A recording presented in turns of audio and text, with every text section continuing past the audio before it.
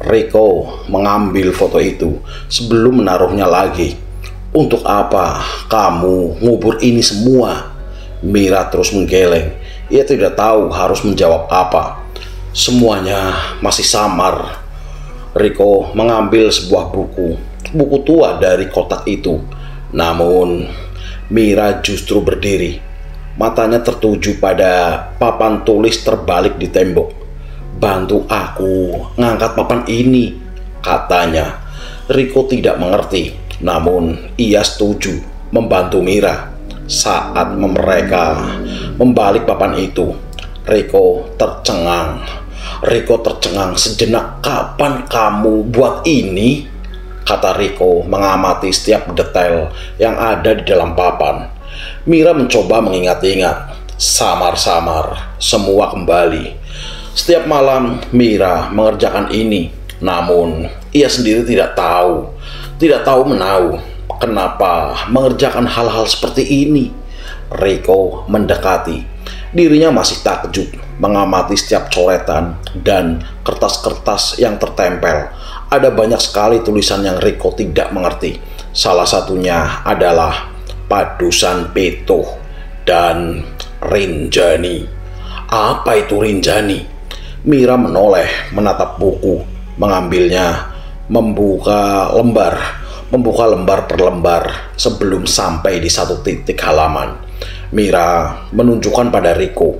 Di sana ia melihat coretan gambar dari tangan seorang wanita berambut sangat panjang, tengah duduk meringkuk dikelilingi gambar gadis kecil. Di atas tertulis jelas Rinjani. Meski hanya sebatas coretan, Riko bisa merasakan sensasi tidak mengenakan saat menatap gambar itu. Ia merasa merinding. Mira menatap papan lagi, menunjukkan sesuatu satu persatu titik yang dihubungkan dengan benang-benang itu. Lalu berbicara pada Riko. "Istilah ini semua apa ya artinya?" Riko menoleh, ikut mengamati. Banyak istilah yang ditulis dengan aksara Jawa. Di bawahnya Riko hanya membaca beberapa hal yang tidak ia mengerti. Beberapa hal yang dia tidak mengerti seperti Gudik Colo, Lemah Layat, Sewu Dino, Janur Ireng. Namun anehnya semua benang mengarah pada satu titik. Titik terakhir, Ronggot Nyowo. "Mir, aku ngerasa nggak enak sama semua ini. Kayaknya kamu harus berhenti." Sebentar. Mira merobek salah satu sobekan kertas di papan. Ia menatap Riko sembari menunjukkan satu keluarga dibantai di malam pernikahan. "Ingat gak sih ini tentang apa?" "Janur Ireng." Mira mengangguk. "Sepertinya aku mengumpulkan sesuatu, tapi aku lupa ini apa." Mira tampak berpikir keras, namun semakin keras ia mencoba mengingat. Rasa nyeri itu kembali. "Mungkin gak sih semua ini pernah terjadi? Maksudku, di belahan lain ada hal ini. Koran ini misalnya. Untuk apa aku robek?" Mira mengambil buku itu lagi, melihat lembar per lembar, hingga terdengar suara pintu diketuk. Riko dan Mira tercekat. "Tunggu di sini," kata Riko. Ia mendekati jendela, mengintip siapa yang sudah datang. Rupanya ibu kos. Riko bersiap membuka pintu, tapi tiba-tiba Mira menariknya. Ia menyeringai lagi, melotot, menatap Riko. "Ojo dibuka, jangan dibuka," katanya. Riko terdiam. Pintu terus-menerus diketuk, sementara Riko tidak mengerti apa yang terjadi. "Duk, buka, Duk. Nak, buka, nak," teriak ibu kos. Mira hanya diam, berdiri melotot menatap pintu. Riko bergerak mundur. Sementara pintu terus-menerus diketuk. Ia tak pernah merasa ada kejadian sejanggal ini sebelumnya. Hening. Riko menelan ludah dan pintu dibuka perlahan. Hal pertama yang Mira lakukan adalah menerjang wanita itu. Ia mencengkram lehernya, berusaha membunuhnya. Ia menyeringai lagi, melotot, menatap Riko. "Ojo dibuka, jangan dibuka," katanya. Riko terdiam, pintu terus-menerus diketuk. Sementara Riko tidak mengerti apa yang terjadi. "Duh, bukan duh. Nah, buka nak," teriak ibu kos. Mira hanya diam berdiri melotot menatap pintu. Riko bergerak mundur, sementara pintu terus-menerus diketuk. Ia tak pernah merasa ada kejadian sejanggal ini sebelum hening. Riko menelan ludah dan pintu dibuka perlahan. Hal pertama yang Mira lakukan adalah menerjang wanita itu. Ia mencengkram lehernya, berusaha membunuhnya. "Putuku rak melu urusan iki, Cuno, ben aku ikhlas ra ono nang dunyo iki. Cucuku tidak ikut urusan ini. Lepaskan, biar aku ikhlas tidak di dunia ini lagi." Namun wanita itu tertawa. Tawanya begitu aneh. Suaranya seperti seorang lelaki. "Raiso, aku butuh putumu. Tidak bisa, aku membutuhkan cucumu." Mira berteriak keras sekali. Namun wanita itu tertawa semakin keras.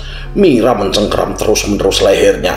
Riko yang awalnya diam menarik Mira, mencoba melepaskan cengkeraman itu. Dan gila, bisa-bisa mati nih orang. Namun Mira terus melawan. Semua kejadian gila itu membuat semua orang berkerumun sebelum memisahkan semua. "Mari iki suwe tak enggak, putumu bakal marani aku dewe. Bendek nih sing milih. Sebentar lagi, lama atau tidak, cucumu sendiri yang akan mendatangiku. Biar dia yang pilih." Wanita itu bersandar. Ia menatap semua orang sebelum pertanyaan apa yang terjadi. Mira pun sama. Ia tidak tahu kenapa semua orang berkerumun di sini. Hari itu juga membawa Mira pergi. "Nanti aku jelasin apa yang terjadi," kata Riko. Riko sudah meletakkan papan itu di dalam rumahnya. Ia masih tidak dapat berkomentar bagaimana Mira bisa mengumpulkan semua ini. "Pantas kamu diterima jadi jurnalis. Lah wong ngumpulin ini saja kamu bisa." Mira tak peduli. Ia terus-menerus membaca buku tua itu. "Dulu ibu pernah bilang ada ilmu yang namanya Rogo Sukmo, dan nenekku katanya bisa itu," kata Mira. "Lah, tapi nenekmu sudah lama kan mati," kata Riko. "Dia sudah nggak butuh ilmu itu lagi. Dia bisa masuk sewaktu-waktu." "Bukan nenekku, tapi yang merasuki ibu itu, dia pasti bisa." "Kadang aku mikir," kata Riko, "ini semua ilmu kejawen ya." "Kayaknya iya. Bagaimana kamu bisa mengumpulkan ini semua?" "Entahlah," ucap Mira. Lembar per lembar sudah Mira baca. Semua itu menceritakan Renjani yang tinggal di sebuah gunung di Jawa. Namun bukan Gunung Rinjani. Mira berdiri, mengangkat tasnya. "Kayaknya aku harus pulang ke kampungku. Ada yang mau aku cari." Goblok," sahut Riko. "Gak dengerin aku. Tadi ngomong apa?" Mira hanya diam. Dia bilang nanti kamu sendiri yang akan mencari dia. "Lebih baik jangan, Mir. Firasatku gak enak." Mira tidak peduli. Ia mendekati sahabatnya itu. "Aku titip Lindu. Sampaiin ke Mbak Stella juga aku cuti." Riko tetap tidak setuju. Ia mencengkram tangan Mira. Namun perempuan itu menatapnya sengit. "Ini penting, lepasin." "Aku ikut," kata Riko. Mira menggeleng menjawab, "Enggak, kalau ada apa-apa kabarin saja," kata Mira. Ia melangkah keluar rumah. Sudah lama Riko tidak melihat mata Mira seserius ini. Mira memang perempuan yang keras, perempuan keras, namun justru hal jauh lelaki berambut gondrong memanggilnya. Rus, ayo, bisa wis tekan. Rus, bisnya sudah datang. Si lelaki menatap kawannya sebelum ia menatap perempuan itu lagi. Jangan galak-galak, Mbak. Ndak dapet jodoh nanti. Ruslan asu, telat kene. Ruslan anjing, nanti telat kita. Iyo, aku sasu, kata lelaki itu. Dua orang aneh itu perlahan pergi. Mira menatap kereta sudah datang. Mira melangkah masuk ke gerbong. Ia menatap pemandangan itu untuk terakhir kalinya. Ia siap dengan semua yang sudah menunggu. Ia harus mencari tahu siapa Lindu dan dia di kampung halamannya. Sudah lebih dari 6 jam Mira duduk di gerbong. Sudah puluhan orang datang dan pergi. Waktu berlalu begitu cepat, membuat Mira sendiri bertanya-tanya apa yang dia cari selama ini. Dan perlahan semua terungkap. Namun matanya menatap seorang wanita tua. Ia duduk sembari mengawasi. Sejak tadi wanita itu tak kunjung pergi. Ia mengenakan gaun lawas coklat dengan berjalan tas sayur di samping kakinya. Mira berusaha mengabaikannya, namun aneh. Mira merasa wanita tua itu terus melihat dirinya. Tak sedikit pun ia berpaling. Ekspresinya begitu dingin. Merasa ada yang salah dengan si wanita. Mira berdiri. Ia berniat untuk pergi. Mira mengangkat tas punggungnya. Tapi si wanita ikut berdiri, membuat Mira semakin yakin ada yang salah dengannya. Mira melangkah pergi. Sesekali ia melihat si wanita mulai berjalan mengikuti di gerbong lain. Mira melihat sebanyak sekali orang menatapnya aneh. Mira berjalan dengan tenang, berusaha membaur dengan mereka. Ia menoleh, namun tak didapatinya si wanita itu. Belum sampai si wanita melangkah masuk mendekatinya, Mira kembali berjalan, berusaha menjaga jarak. Mira memilih berhenti. Ia duduk di salah satu kursi paling sudut. Sesekali ia melihat si wanita. Aneh sekali, kali ini si wanita hanya berdiri, diam, mematung.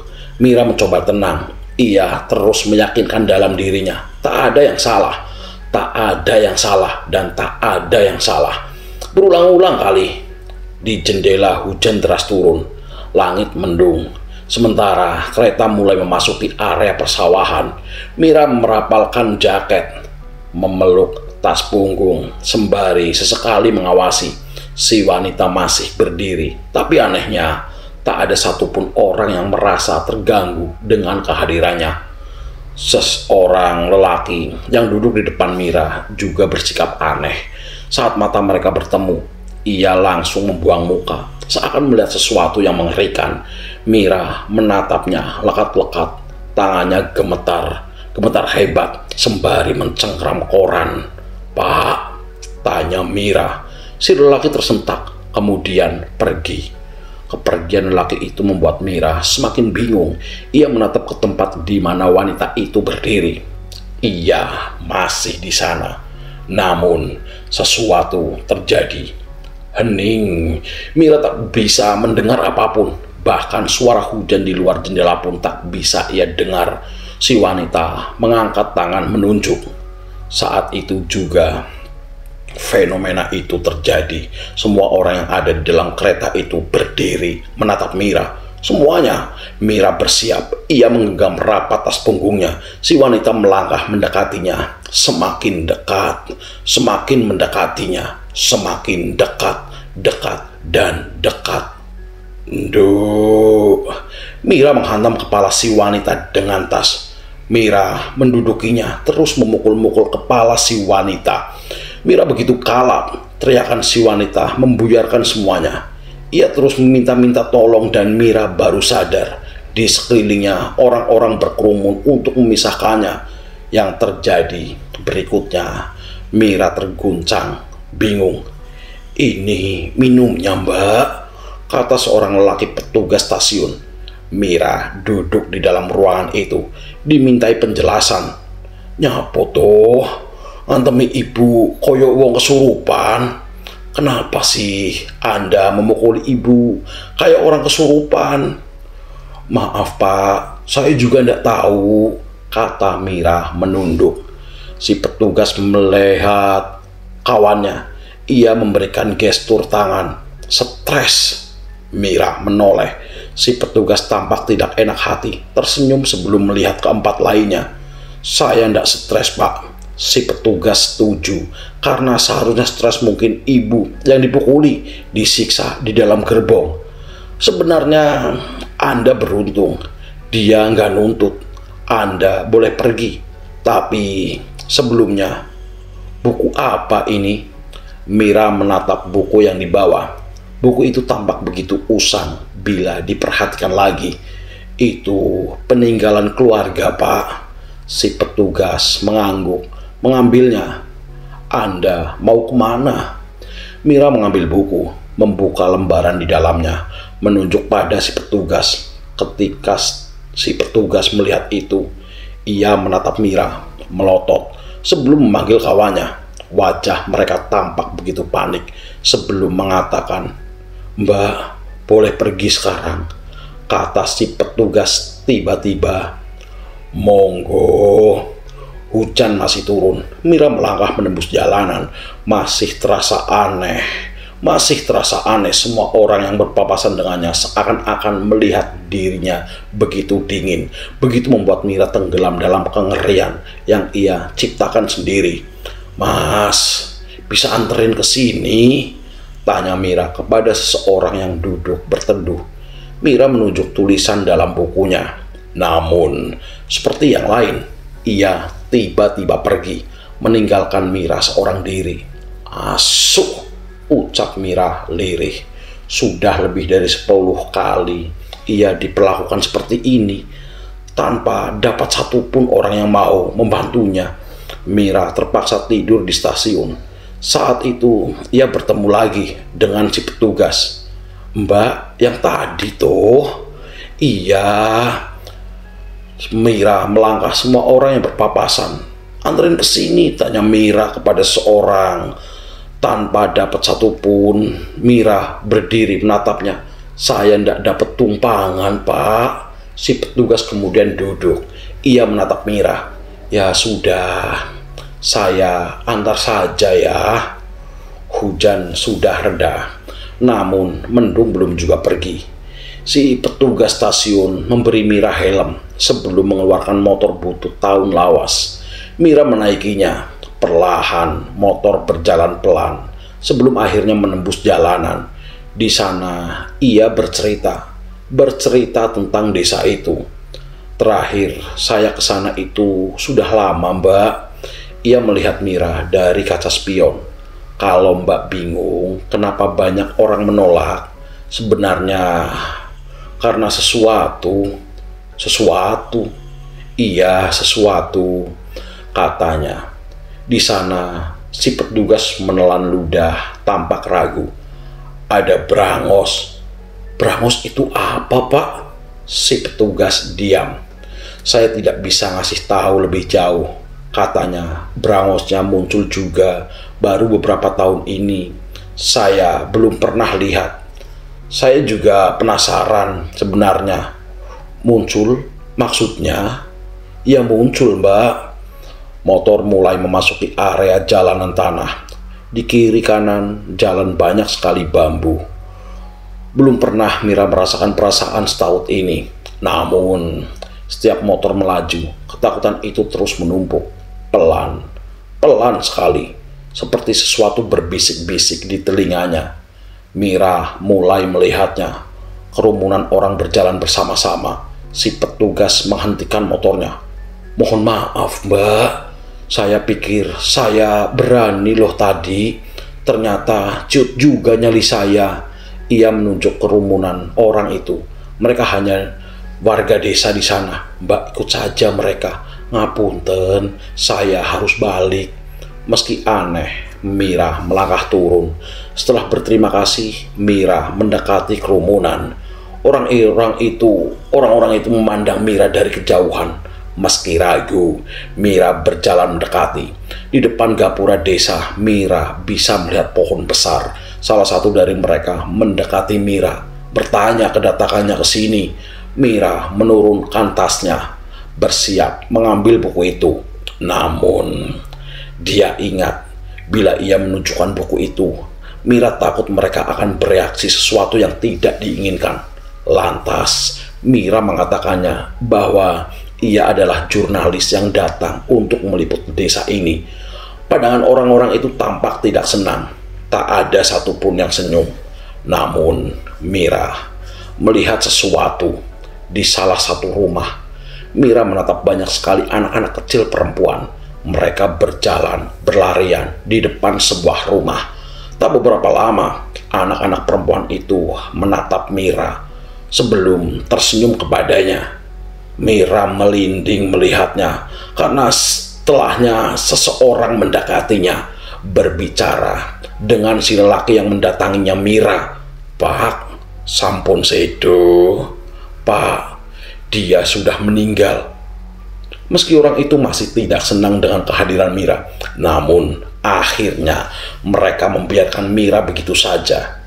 Anak-anak perempuan itu lenyap. Sesaat kemudian, Mira baru mengetahui setelah ia mencuri dengar bahwa kedatangan orang-orang ini adalah menjenguk salah satu dari mereka yang tengah sakit, dan sekarang orang itu sudah meninggal.